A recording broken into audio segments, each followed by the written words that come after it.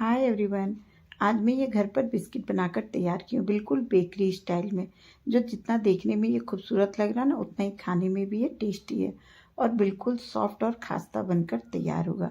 और बहुत ही कम सामान से, घर के ही रखे सामान से मैं ये बनाकर तैयार की हूँ, जो बनाना बहुत ही घर पर भी आसान है। तो चलिए इसको बनाना शुरू करते हैं। तो मैंने इसके लिए जायफल लिया, जो गरम मसाला में आता है ना, वही है। उसको थोड़ा सा मैंने कद्दूकस कर लिया, एक चुटकी। और 2 हरी वाली इलायची ली हूँ सॉरी, और एक दालचीनी है। इसको क्या करेंगे, मिक्सी के जार में डाल देते हैं, ताकि ये चीनी के साथ में हम पीस कर तैयार कर लेंगे। इससे ना बिस्किट का टेस्ट और फ्लेवर बहुत ही अच्छा आता है। और हाफ कप इसमें चीनी डाल दी। चीनी मिठास के हिसाब से 1 चम्मच कम या ज़्यादा भी किया जा सकता है। फिर इधर क्या की हूँ कि ये 1/3 कप ना घी है।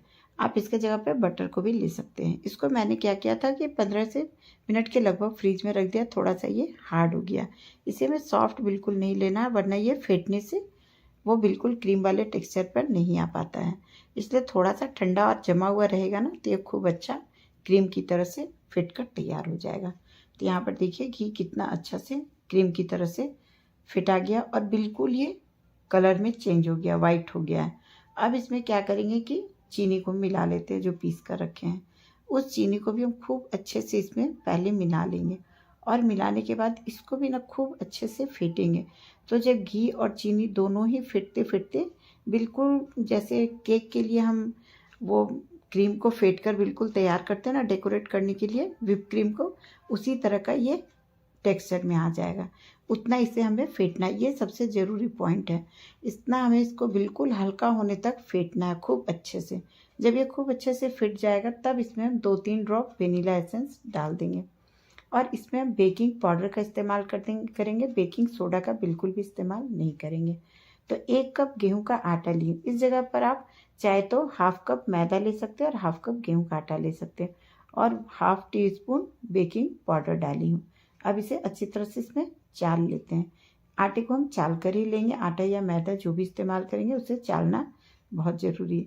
उसके बाद किसी भी स्पैचुला की मदद से इस तरह से पहले मिला लेंगे थोड़ा सा हम बटर और घी में। उसके बाद इसको हम उंगली की मदद से, इसे हथेली का इस्तेमाल हमें नहीं ज़्यादा करना है।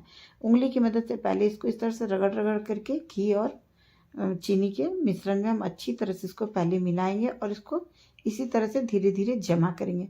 हमें आटा की तरह इसे गूंथना बिल्कुल भी नहीं है। अब यहाँ पर देखिए थोड़ा सा ये बाइंड होने में दिक्कत हो रहा है, तो मैं इसमें 2-3 चम्मच दूध का इस्तेमाल करूँगी। ये रूम टेम्परेचर का ही ये दूध है, पहले से बॉईल किया हुआ है। तो 2 चम्मच दूध एक बार मैं डाल रही हूँ और इसके बाद इसको धीरे धीरे इस तरह से मिलाएंगे और एक जगह जमा करते जाएंगे। तो मैंने टोटल इस आटे को जमा करने में 3 चम्मच दूध का इस्तेमाल किया है। और इसके बाद में इसको एक जगह हम इस तरह से मिलाते मिलाते हम जमा कर लेंगे। और इसे मैं बार बार बोल रही हूँ, आटे की तरह गूंथ कर हमें मिलाना नहीं है, सिर्फ जमा कर लेना है। तो इस तरह से देखिए ये जमा हो गया। अब इसको किसी भी बर्तन से ढककर 10 मिनट के लिए हम छोड़ देते हैं, जिससे ये सेट हो जाएगा। उतने देर में इधर कढ़ाई को प्रीहीट होने के लिए लगा देते हैं। मोटे तले का कढ़ाई लेंगे, एक स्टैंड डाल दी हूँ और उसे 10 मिनट के लिए हाई फ्लेम पर प्रीहीट करेंगे। उतने देर में ओवन को भी लगा दी 180 डिग्री पर प्रीहीट होने के लिए। और इधर देखिए जिस बर्तन में हमें बिस्किट को बेक करना है, उसे हम घी लगाकर चिकना कर लेते हैं। चाहे तो आप बटर पेपर का भी इस्तेमाल कर सकते हैं। और फिर थोड़े से मेरे पास में वो जैम थे, उसे फेंट कर रख ली हूँ ऊपर से डेकोरेट करने के लिए। तो अब चलिए इधर देखिए 10 मिनट हो गया आटे को भी रखे हुए। तो आटे को इस तरह से एक छोटा सा लोई तोड़ लेंगे और इसके बाद हथेली पर रखकर हल्के हाथ से इसको दबा दबा कर गोल बनाएंगे। और इसके बाद चिपटा करके बीच में हल्का सा गड्ढा बना दे रही हूँ। अब शेप आप अपने हिसाब से बना सकते हैं, जैसा आपको पसंद हो।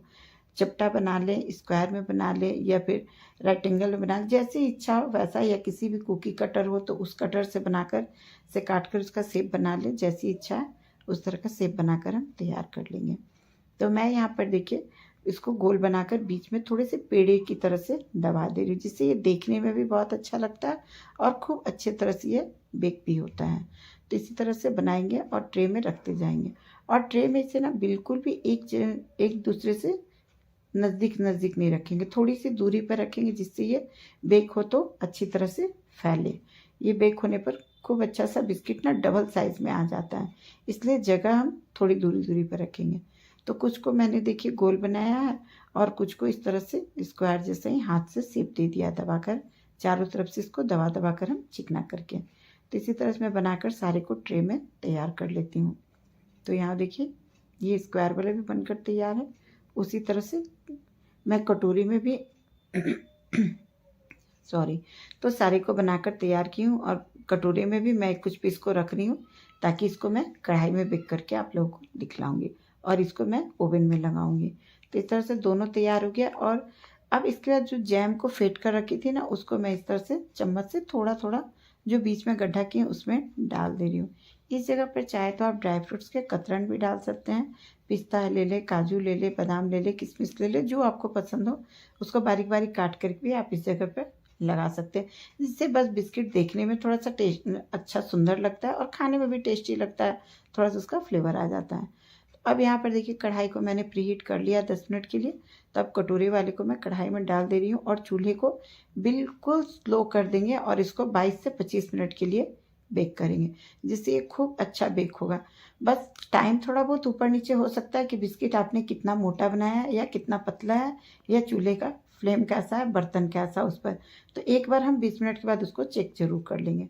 इधर ओवन में भी मैं देखिए 180 डिग्री प्रीहीट करके इसको 20 मिनट के लिए बेक किया। 20 मिनट में ये बिस्किट खूब अच्छी तरह से बेक होकर तैयार हो गया है। देखिए बिल्कुल मार्केट की तरह से लग रहा है ना।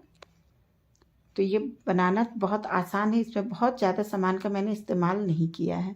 और यहाँ देखिए कढ़ाई वाला गलती से मेरा 35 मिनट्स के आसपास ये बेक हो गया, क्योंकि मेरे यहाँ शाम के समय में गेस्ट आए हुए थे, चाय नाश्ता कराने लगी और इस पर से मेरा ध्यान ही निकल गया, इसी वजह से इसका कलर डार्क हो गया है। और इसके बाद देखिए जो ओवन से निकाली हूँ ना, उसे फिर इस तरह से जाली वाले रैक पर रख दी हूँ, जिससे ये अच्छी तरह से ठंडा हो जाएगा। क्योंकि अभी गर्म है तो काफ़ी सॉफ्ट है और साइज़ में भी देखिए कितना अच्छा दुगना हो गया है और कलर पीछे से भी कितना अच्छा इसका बनकर तैयार हुआ है। तो ये काफ़ी अच्छे से बेक हुआ, बिल्कुल सॉफ्ट बनकर तैयार हुआ है और खास्ता भी। इसके आवाज़ को सुनिए। तो है ना ये बिस्किट बनाना घर पर भी आसान और घर के ही रखे सामान से ये बनकर कितना अच्छा से तैयार हो गया है। अब इसे हम अच्छी तरह से ठंडा कर लेंगे और किसी भी एयरटाइट डब्बे में भर कर रख देंगे और लंबे समय तक हम इसको इस्तेमाल कर सकते हैं। बच्चे वगैरह बाहर रहते हैं तो उन्हें भी आप दे सकते हैं। तो फिर मिलते हैं अगली वीडियो में, तब तक के लिए बाय बाय फ्रेंड्स।